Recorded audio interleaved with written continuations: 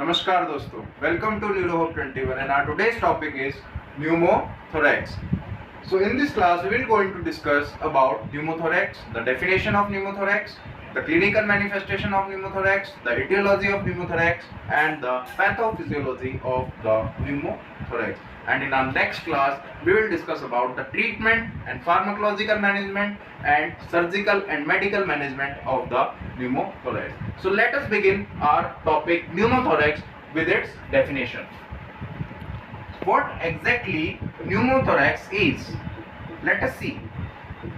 देखते हैं कि pneumothorax exactly में है क्या. तो आइए चलें कि pneumothorax is the building up of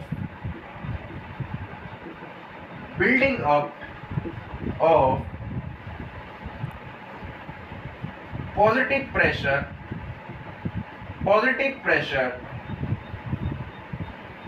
of air in the pleural space due to breach in the chest wall.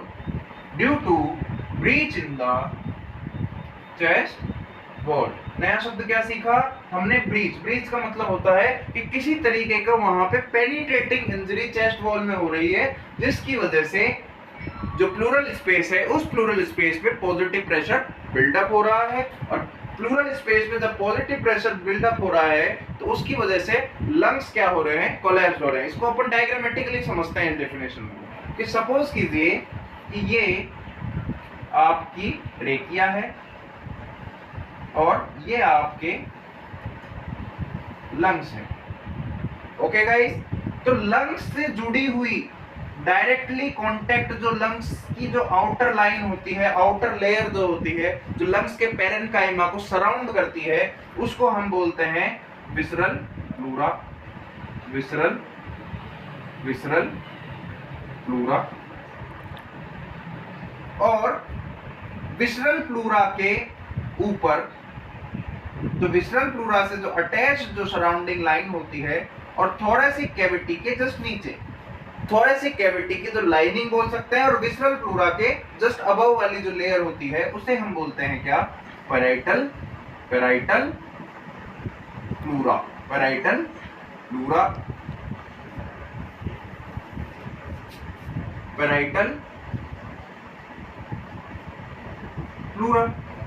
Okay guys, तो अब देखें कि इस विसरल प्लूरा के और इस पैराइटल प्लूरा के बीच की जो स्पेस होती है, बीच की जो स्पेस, ये जो डायमीटर है, ये बीच की जो स्पेस है, ये बीच की जो स्पेस है, ये बीच की जो स्पेस है, इस स्पेस को मैं क्या बोल रहा हूं?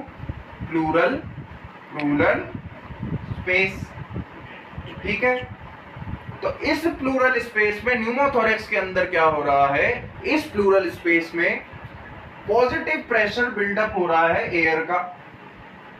अब देखें कैसे? Due to the breach in the chest wall. Breach का मतलब होता है कि कोई पेनिट्रेटिंग वुंड या पेनिट्रेटिंग इंजरी, जैसे गन शॉट वुंड हो गया या नाइफ से किसी ने चेस्ट वॉल पे वार कर दिया या चेस्ट वॉल पे अटैक कर दिया, तो चेस्ट वॉल क्या है? पेनिट्रेट हो जाएगी, और चेस्ट वॉल को पेनिट्रेट करते हुए इस विसरल प्लूरा और इस पैराइटल प्लूरा और विसरल प्लूरा को भी पेनिट्रेट करते हुए लंग्स टिश्यू में इंजरी हो जाएगी. उसकी वजह से वहां पे जो पॉजिटिव प्रेशर ऑफ बिल्डअप हो रहा है एयर का, उसी को हम क्या बोल रहे हैं? न्यूमोथोरैक्स. तो आई होप आपको डेफिनेशन समझ में आई होगी. दोबारा से इसको समझें कि अब मैंने इसको इस तरफ,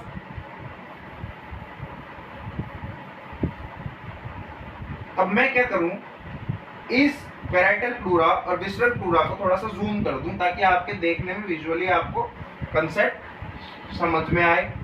तो देखें कि ये तो है parietal pleura, sorry visceral pleura. तो देखें ये तो है विसरल प्लूरा,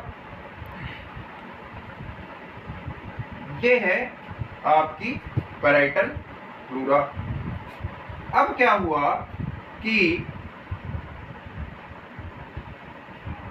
किसी व्यक्ति ने नाइफ से या किसी धारदार ऑब्जेक्ट से क्या किया कि इस चेस्ट वॉल को पेनिट्रेट करते हुए इस पैराइटल प्लूरा को पेनिट्रेट किया।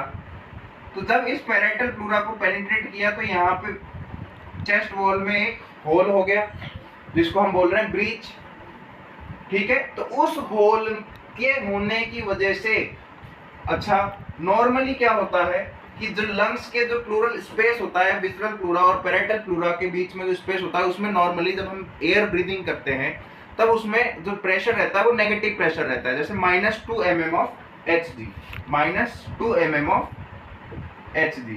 और जब हम इनहेलेशन करते हैं, डीपली इनहेलेशन करते हैं, तो वो -2 mm ऑफ Hg से और ज्यादा नेगेटिव होकर के -6 mm ऑफ Hg चला जाता है। और जब हम एक्सेल करते हैं तो वापस वो -2 mm ऑफ Hg पे चला जाता है। तो ये तो होता है नॉर्मली।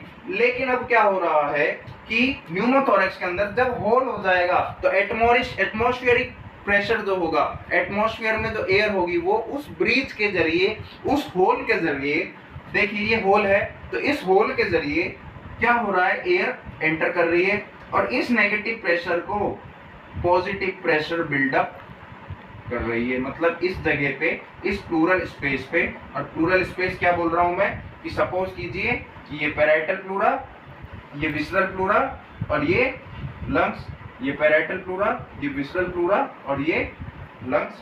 तो पैराइटल प्लूरा और विसरल प्लूरा में छेद हो रहा है, इसकी वजह से क्या हो रहा है कि यहाँ पे पॉजिटिव प्रेशर बिल्डअप हो रहा है। पॉजिटिव प्रेशर इज बिल्डअप, ठीक है। अब पॉजिटिव प्रेशर बिल्डअप होने की वजह से अगर मैं किसी को, जैसे सपोज कीजिए कि ये पेन है, ये पेन एक्सपेंड होना चाहता है, ऊपर फोर्स लगाना चाहता है, लेकिन मैं इसको प्रेशर से इसको इस तरीके से नीचे की ओर दबा दूं तो क्या ये पेन ऊपर की तरफ जा पाएगा? मैं कितना भी फोर्स लगा दूं, मैं फोर्स लगा रहा हूँ, बहुत जोर से फोर्स लगा रहा हूँ, लेकिन ऊपर से अगर ये फोर्स लग रही है तो क्या ये पेन ऊपर की ओर जा पाएगा? नहीं जा पाएगा। सेम उसी की तरीके से क्या हो रहा है कि जैसे ही यहाँ पे पॉजिटिव प्रेशर बिल्डअप हो रहा है तो लंग्स की जो साइज है उस प्रेशर के बिल्डअप होने की वजह से, उसके वेट की वजह से क्या हो रहा है, जो लंग्स की जो साइज है, लंग्स क्या हो रहे हैं, कोलैप्स हो रहे हैं। Lungs are getting collapse, lungs are getting collapse. पहले लंग्स का साइज एक्सपेंड था, लेकिन जैसे ही इस जगह पे होल हुआ, न्यूमोथोरैक्स के अंदर पेनिट्रेटिंग जो होल हुआ, उस होल के होने की वजह से क्या हो रहा है, लंग्स पॉजिटिव प्रेशर बिल्डअप हो रहा है। और उस पॉजिटिव प्रेशर के बिल्डअप होने की वजह से, अच्छा पॉजिटिव प्रेशर बिल्डअप कहाँ हो रहा है, पैराइटल प्लूरा, विसरल प्लूरा और इसके बीच में। तो इस प्लूरल स्पेस में जब पॉजिटिव प्रेशर बिल्डअप हो रहा है, दैट मींस क्या कि lungs will get collapse, breach in the chest wall and lungs get collapsed like a deflated, deflated मतलब सिकुड़ जाना, deflated punctured balloon, deflated punctured balloon। अब हमारी समस्या क्या है कि लंग्स हो गए कोलैप्स्ड। अच्छा दूसरी चीज अब देखते हैं कि ये क्यों क्यों हो रहा है, व्हाट आर द एटियोलॉजीज। तो इसकी एटियोलॉजीज देखते हैं। मैं इसको यहाँ से डिलीट कर रहा हूँ। ये नॉर्मल लंग्स का प्रेशर है, जब वो नॉर्मल कंडीशन में रहता है, नेगेटिव प्रेशर होता है प्लूरल स्पेस में, -2 mm ऑफ Hg और -6 mm ऑफ Hg। क्लियर। अब देखें कि इटियोलॉजीज क्या, कि कॉज क्या, कि ऐसा क्यों हो रहा है। तो इसकी इटियोलॉजी को दो भाग में डिवाइड किया गया। एक तो ब्लंट इंजरी,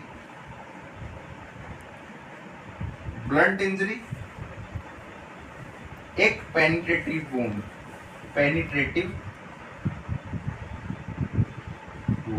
तो ब्लंट इंजरी में जैसे रोड ट्रैफिक एक्सीडेंट की वजह से वहां पे घाव हो गया, पहला। दूसरा assault with A blunt object. अच्छा, ब्लंट का मतलब होता है, नया शब्द क्या सीखा, ब्लंट। ब्लंट का मतलब होता है कि जो धारदार नहीं हो, जो ऑब्जेक्ट धारदार नहीं हो उसे बोलते हैं ब्लंट। तो ब्लंट का मतलब होता है जो ऑब्जेक्ट धारदार नहीं है, जो ऑब्जेक्ट धारदार नहीं है। अब बात करें कि पेनिट्रेटिव वुंड की। अब पेनिट्रेटिव वुंड क्यों हो रहा है, गन शॉट वुंड की वजह से। सपोज कीजिए कि जो सैनिक होते हैं अपने जवान में, अपने जो जवान होते हैं, जो सैनिक होते हैं, उनके गोली लग जाती है, गन शॉट वुंड। तो गोली लग रही है मतलब चेस्ट वॉल को पेनिट्रेट कर रही है और यहाँ पे एक स्पेस क्रिएट हो रहा है, उस स्पेस की वजह से एयर एंटर कर रही है, पॉजिटिव प्रेशर बिल्ड हो रहा है, और प्रेशर बिल्ड हो रहा है तो लंग्स कैसे हो गए, deflated like a punctured balloon. This is called the gun shot wound. Next क्या है कि नाइफ इंजरी, किसी ने चाकू मार दिया, ठीक है। तो ये इसके कुछ इटियोलॉजी, इसके कुछ कॉज होंगे। अब हम बात करते हैं कि इसके साइन एंड सिम्टम्स के बारे में। मैं इसको यहां से डिलीट कर रहा हूं, इसको नोट डाउन कर लीजिएगा आप। अच्छा, नोट डाउन करने का सबसे अच्छा तरीका, वीडियो को पॉज करके, बार बार आप पॉज करके, जिस जगह पे इंपॉर्टेंट लगे उस जगह पे पॉज करके आप उसको बना लीजिए करें और लिख लीजिए, ठीक है। अब हम बात करते हैं इसके क्लिनिकल मैनिफेस्टेशन के बारे में। Clinical manifestation. तो आइए देखें। जब व्यक्ति के पॉजिटिव प्रेशर बिल्डअप हो रहा है, जब व्यक्ति के पॉजिटिव प्रेशर बिल्डअप हो रहा है, तो ये पॉजिटिव प्रेशर यहाँ के ऑब्जेक्ट्स को अंदर की तरफ धकेलेगा, इस तरफ धकेलेगा। ये पॉजिटिव प्रेशर बिल्डअप हो रहा है, तो यहाँ के जो ऑर्गन्स होंगे, तो मेजर जो मेन क्लासिकल साइन इसके अंदर हमें न्यूमोथोरैक्स में देखने को मिलता है, वो देखने को मिलता है tracheal shift. Tracheal shift, tracheal shift. अच्छा, एक चीज और जोड़ना चाहूंगा मैं यहाँ पे कि ट्रेकियल शिफ्ट तो इस तरफ भी हो सकता था, ऐसा नहीं होगा। इसको बोलेंगे अपन कॉन्ट्रालेटरल ट्रेकियल शिफ्ट। इसको यहाँ पे ब्रैकेट में लिख दे रहा हूं, आप कॉन्ट्रालेटरली लिखिएगा। Contralateral tracheal shift. अच्छा, ट्रेकिया शिफ्ट हो गया, ठीक है। यहाँ पे क्या होता है आपका लवली हार्ट। तो ये हार्ट भी इस पॉजिटिव प्रेशर के होने की वजह से और ज्यादा उस तरफ, इस डायरेक्शन में, अब ये फोर्स लगेगी इधर भी, यहाँ पे भी पॉजिटिव प्रेशर, मीडियास्टिनम के अंदर पॉजिटिव प्रेशर बिल्डअप हो रहा है। तो पॉजिटिव प्रेशर बिल्डअप हो रहा है का क्या मतलब है कि जो हार्ट भी होगा वो भी कॉन्ट्रालेटरली शिफ्ट हो जाएगा। कॉन्ट्रालेटरल, अच्छा कॉन्ट्रालेटरल को पूरा स्पेलिंग नहीं लिखूंगा मैं, C/L, contralateral shift of heart, ठीक है। अब जैसे ही इस जगह पे दबाव बन रहा है, तो अब मैं इस हार्ट के डायग्राम को, अच्छा मैं इसको डिलीट कर रहा हूं, डेफिनेशन को आप सभी ने नोट डाउन कर ही ली होगी।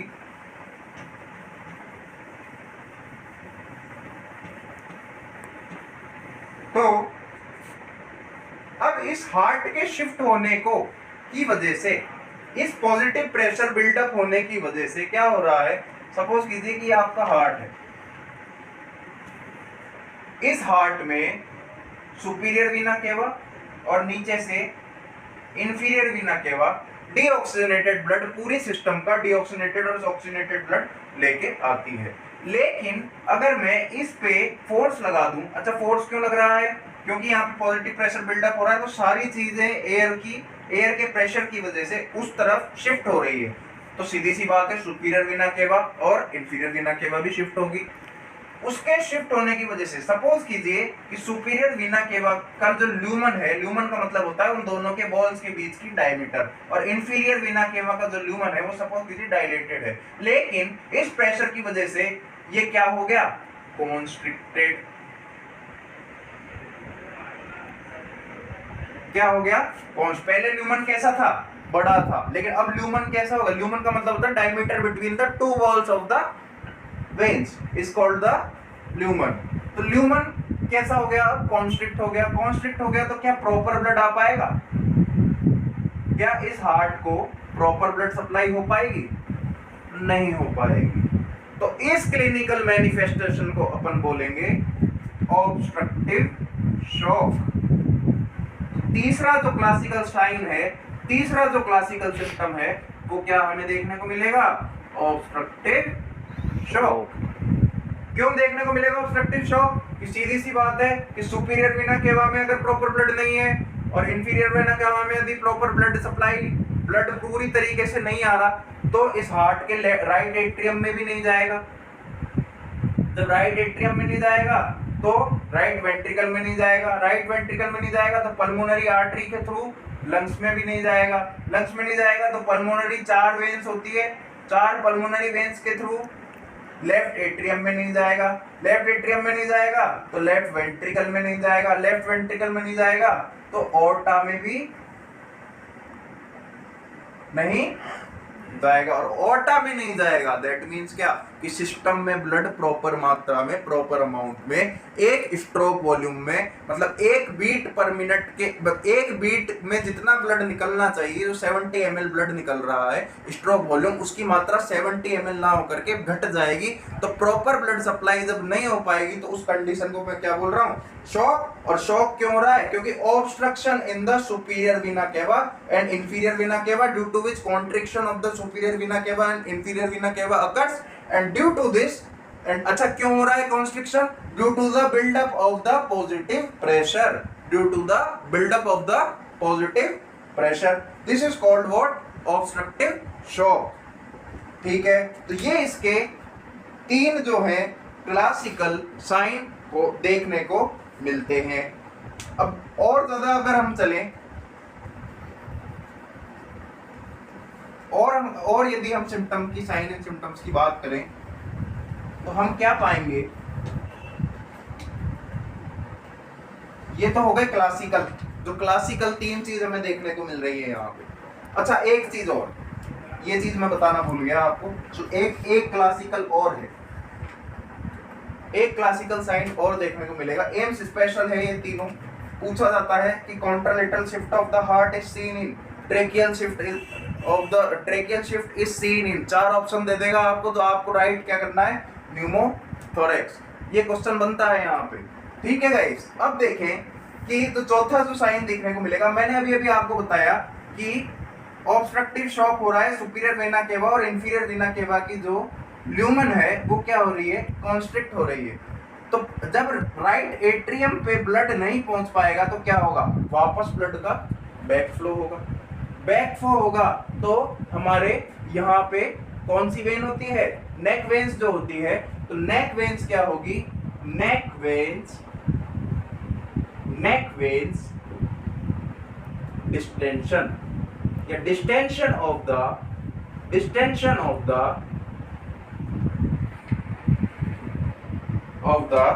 नेक veins, distension of the neck veins. क्यों? क्योंकि बैकफ्लो हो रहा है ब्लड का बैकफ्लो हो रहा है। तो यहाँ पे नेक है, सपोज कीजिए ये नेक है,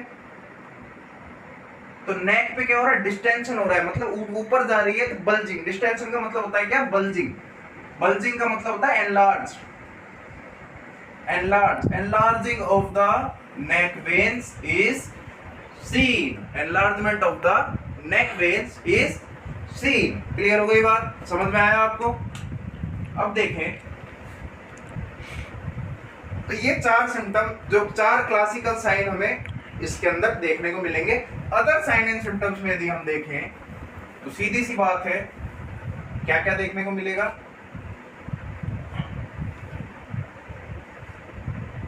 डिस्निया। क्यों? डिस्निया में जहां भी शब्द आ जाए डिस का मतलब होता है डिफिकल्टी। तो डिफिकल्टी इन ब्रीदिंग। जब डिफिकल्टी इन ब्रीदिंग होगी तो प्रॉपर ऑक्सीजन नहीं पहुंचेगी, और प्रॉपर ऑक्सीजन नहीं पहुंचेगी तो यहाँ पे नीचे क्या है? ब्लड वेसल्स, तो प्रॉपर डिफ्यूजन ऑक्सीजन का नहीं होगा। तो ऑक्सीजन का डिफ्यूजन नहीं होगा, तो लैक ऑफ ऑक्सीजन सैचुरेशन। तो जब ऑक्सीजन ही ब्लड वेसल में नहीं रहेगी तो ऑक्सीजन सैचुरेशन भी क्या होगा, जिसको बोलते हैं क्या अपन, SpO2। तो SpO2 कैसा हो जाएगा, कम हो जाएगा। न्यूमोथोरैक्स में lack of oxygen saturation will be seen. फिर देखें, अच्छा ये क्लिनिकल मैनिफेस्टेशन, ये क्लासिकल है और ये नॉर्मल क्लिनिकल मैनिफेस्टेशन जो देखने को मिलेंगे। तीसरा देखें साइनोसिस।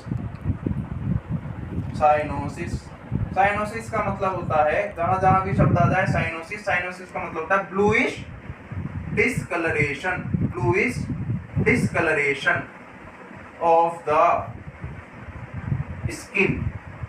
एक तो स्किन में ब्लूइश डिस्कलरेशन मिलेगा, क्यों दिख रहा है, क्योंकि मैंने क्या कहा कि ऑक्सीजन क्या है, इस ऑक्सीजन इस ब्लड वेसल में, मैं इस ब्लड वेसल को जूम करके बना रहा हूं ताकि आप लोगों के विजुअली देखने में कोई प्रॉब्लम ना हो। ये ऑक्सीजन क्या है, इसमें जब डिफ्यूज नहीं हो पा रही तो सीधी सी बात है कि कार्बन डाइऑक्साइड भी ऊपर की तरफ डिफ्यूज नहीं हो पाएगी, कार्बन डाइऑक्साइड भी बाहर रिलीज नहीं हो पाएगी, तो ऑक्सीजन की कंसंट्रेशन तो कम, डिक्रीज, और ब्लड वेसल्स में कार्बन डाइऑक्साइड की जो कंसंट्रेशन होगी वो इंक्रीज। तो कार्बन डाइऑक्साइड की जो कंसंट्रेशन होगी यदि वो इंक्रीज होती है तो partial pressure of carbon dioxide भी कैसा हो जाएगा, इंक्रीज। और partial pressure of carbon dioxide increase हो जाएगा तो क्या देखने को मिलेगा अपन को, cyanosis.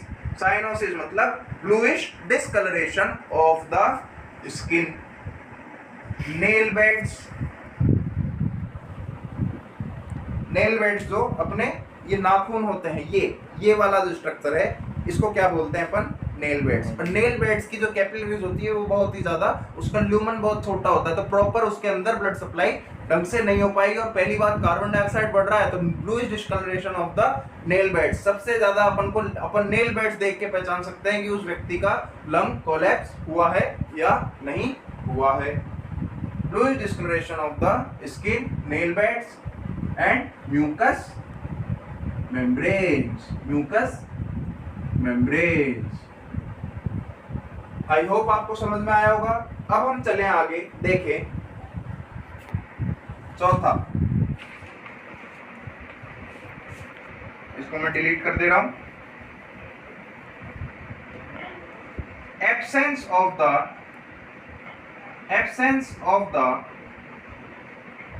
Breath sounds.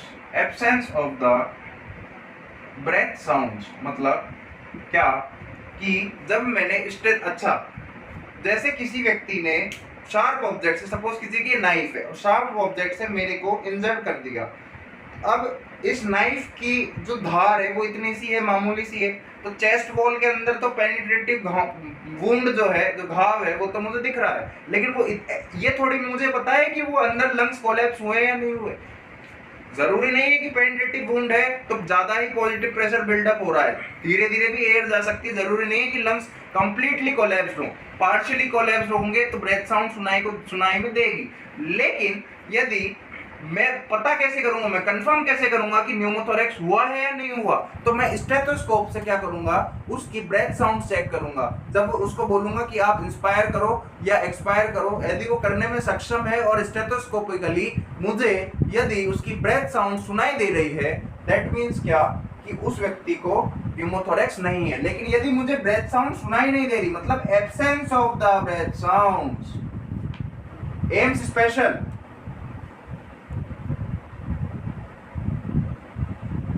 absence of the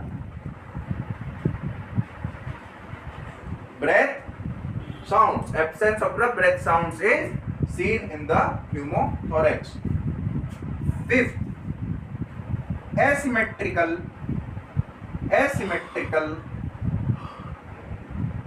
chest wall, asymmetrical chest wall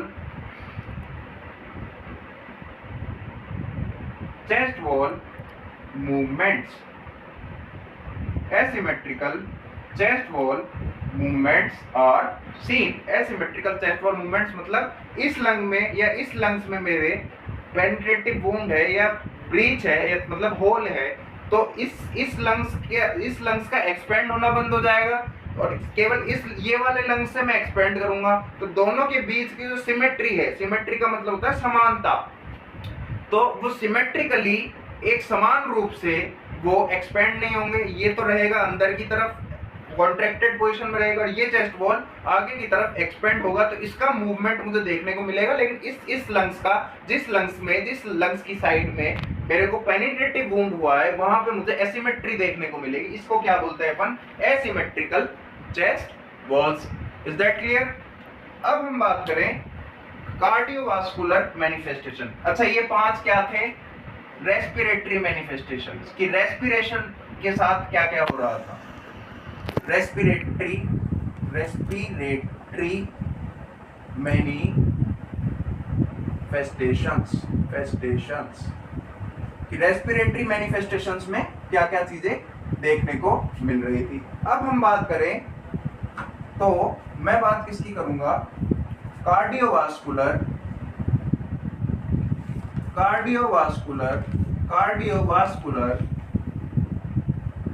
manifestation, कि हार्ट में क्या क्या देखने को मिलेगा, या हार्ट से संबंधित मुझे क्या क्या साइन एंड सिम्टम यहाँ पे देखने को मिलेंगे। तो आइए देखें। BP will decrease. अच्छा, बीपी क्यों लो हो रहा है? सीधी सी बात, अभी अभी मैंने बताया आपको कि ऑब्स्ट्रक्टिव शॉक था, मतलब सुपीरियर वीना केवा और इंफीरियर वीना केवा कैसी हो रही थी? कॉन्स्ट्रिक्ट। जब कॉन्स्ट्रिक्ट हो जाएगी तो राइट एट्रियम में ब्लड नहीं पहुंचेगा, राइट एट्रियम में ब्लड नहीं पहुंचेगा तो राइट वेंट्रिकल में नहीं पहुंचेगा, राइट वेंट्रिकल में नहीं पहुंचेगा तो लंग्स के पास नहीं पहुंचेगा, पल्मोनरी आर्टरीज के थ्रू। कितनी pulmonary arteries?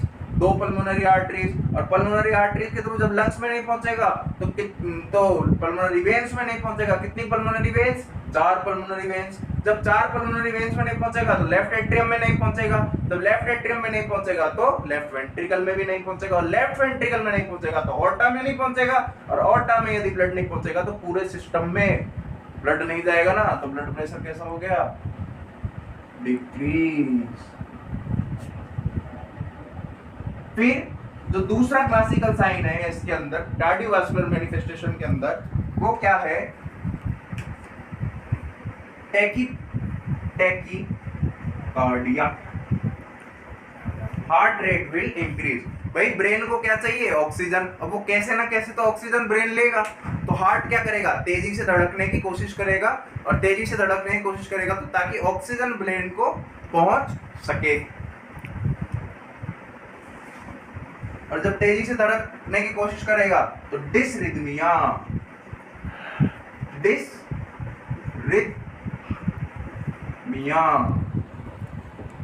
What is dysrhythmia? कि abnormal rhythm of the contraction and relaxation of the heart is called dysrhythmia. We will see.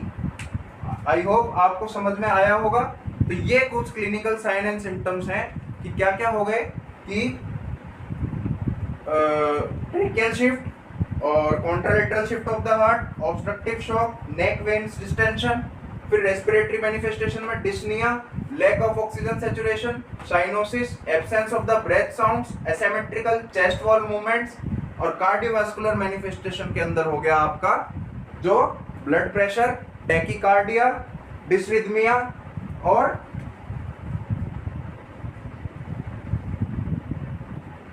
क्या क्या चीज देखने को मिल सकती है यहाँ पे?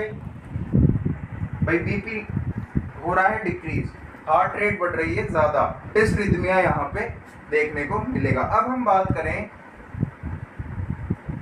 कि सरफेस वुंड्स,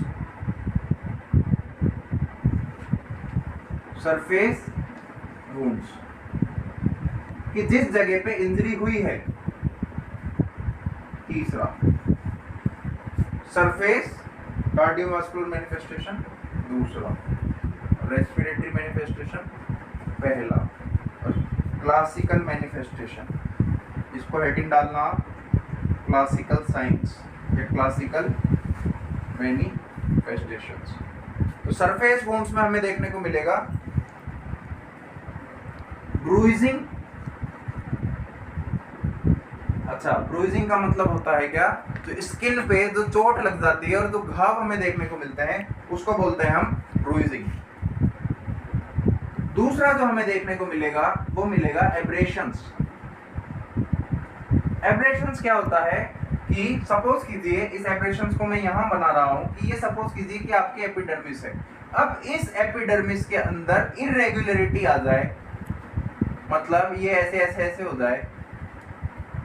नॉर्मल एपिडर्मिस की जो लाइनिंग है वो ऐसी है, लेकिन इस एपिडर्मिस के अंदर ऐसे इरेगुलरिटी आ जाए, इस कंडीशन को मैं क्या बोल रहा हूं, एब्रेशंस। और ब्रूइजिंग का मतलब क्या हो रहा है कि blood in the skin is called bruising, and abrasions मतलब कि irregularity present in the epidermis layer of the skin. तो आज की क्लास में यही समाप्त करता हूं। थोड़ा सा रिवीजन कर लेते हैं कि न्यूमोथोरेक्स क्या है। Pneumothorax is the building up of the positive pressure inside the pleural cavity of the lungs. Pleural cavity is composed of the parietal pleura and the visceral pleura. The visceral pleura is attached to the surface of the lungs and the parietal pleura is attached to the surface of the thoracic cavity. And between these two, when a person normally inhales, the pressure present inside the pleural space is -2 mm of Hg. When he deeply inhales, it converts into -6 mm of Hg. But in pneumothorax, what exactly occurring is कि हो क्या रहा है कि उस pneumothorax की वजह से क्या हो रहा है कि breach in the chest wall, मतलब वहां पे एक पेनिट्रेटिंग वुंड हो रहा है, जिसकी वजह से प्लूरल स्पेस के अंदर जो हमारा पैराइटल प्लूरा है और विस्नर प्लूरा है उसके अंदर पॉजिटिव प्रेशर बिल्डअप हो रहा है। उस पॉजिटिव प्रेशर पे बिल्डअप होने की वजह से एग्जैक्टली क्या हो रहा है कि ट्रेकियल शिफ्ट देखने को मिलेगा कि ये पॉजिटिव प्रेशर बिल्डअप हो रहा है तो ट्रेकिया इस तरफ शिफ्ट होगा। फिर क्या देखने को मिल रहा है आपको, contralateral shift of the heart, pressure की वजह से हार्ट भी उस तरफ कॉन्ट्रालेटर मतलब अपोजिट डायरेक्शन में शिफ्ट हो जाएगा।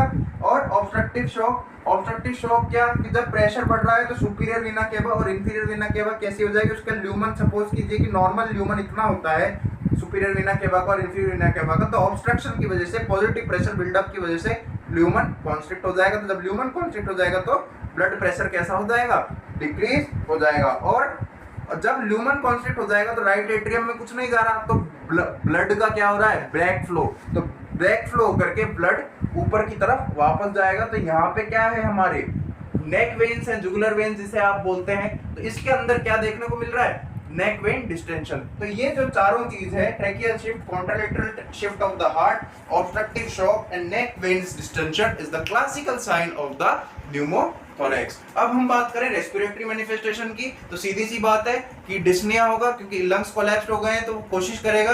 अच्छा, डिस्निया के बाद एक चीज और लिख लीजिएगा, टैकीपनिया, कि तेजी से सांस लेने की कोशिश करेगा, क्योंकि उसको बेचैनी होगी, क्योंकि ऑक्सीजन की कंसंट्रेशन हो गई कम, कार्बन डाइऑक्साइड की कंसंट्रेशन हो गई ज्यादा, तो ऑक्सीजन का partial pressure is decrease, carbon dioxide का partial pressure is increase, due to which क्या हो रहा है, लैक ऑफ ऑक्सीजन सैचुरेशन देखने को मिल रही है। कार्बन डाइऑक्साइड बढ़ रहा है तो ब्लूइश डिस्कलरेशन हो रहा है, जिसको हम बोल रहे हैं क्या, साइनोसिस। उसके बाद absence of the breath sounds, मतलब जब स्टेथोस्कोप से हम उसको सुनेंगे तो उस जगह पे ब्रेथ साउंड्स एब्सेंस मिलेंगे, और एसिमेट्रिकल चेस्ट वॉल मूवमेंट्स वहां पे देखने को मिलेंगे, क्योंकि इसमें लंग्स कोलैप्स्ड है तो एक्सपेंड नहीं कर पाएंगे। ये चेस्ट वॉल एक्सपेंड होगा तो ये तो एक्सपेंड दिखेगा और इसमें एक्सपेंडेशन होगा ही नहीं, तो एसिमेट्रिकल मतलब समान नहीं रहेगा, असमान रूप से वो कॉन्ट्रैक्शन करेगा। और कार्डियोवास्कुलर मैनिफेस्टेशन में ऑब्स्ट्रक्टिव शॉक की वजह से ब्लड प्रेशर स्लो दिखेगा, टैकीकार्डिया देखने को मिलेगा, हार्ट तेजी से वर्क करेगा, क्योंकि मैकेनिज्म है